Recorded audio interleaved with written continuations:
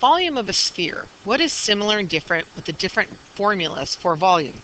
Well, we've been kind of concentrating on our volume of a cylinder. And this is our formula for a volume of a cylinder, pi r squared h. And since a sphere and a cylinder both have what we would consider a base of a circle, the idea of a circle, that pi r squared, is going to be in there.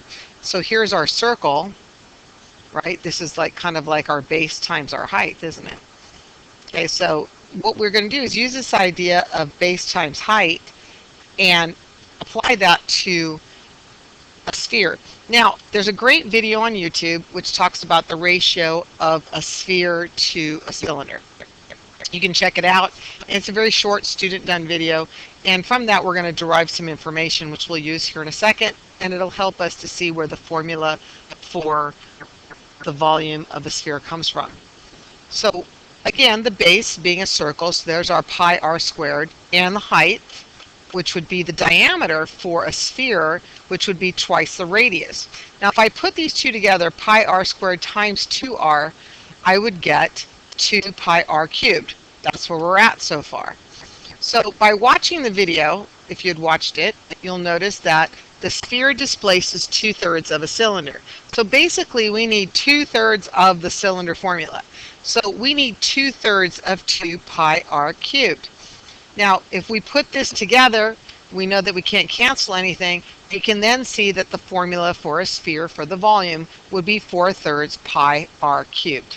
So what we're going to do is we're going to do one problem using this formula of 4/3 pi r cubed.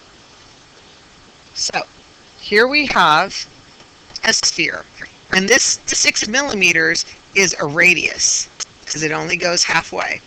Let's remember our formula, V equals 4/3 pi r cubed. And what we're going to do is substitute 6 in place of the r. And we're going to do it 3 times. Now, when we're finding exact measurement, we want to make sure that we know that it's divisible by 3. And hopefully you notice that 6 times 6 times 6, because 3 does go into 6. But let's do it the long way. We know that 6 times 6 times 6 is 216. And if we multiply that times 4, we're going to get 864 pi. We'll divide that by 3. And our exact measurement then would be 288 pi. And since this is millimeters, it would be millimeters cubed. Now when we want to find the approximate, what we do instead is take that 288 and multiply it by 3.14.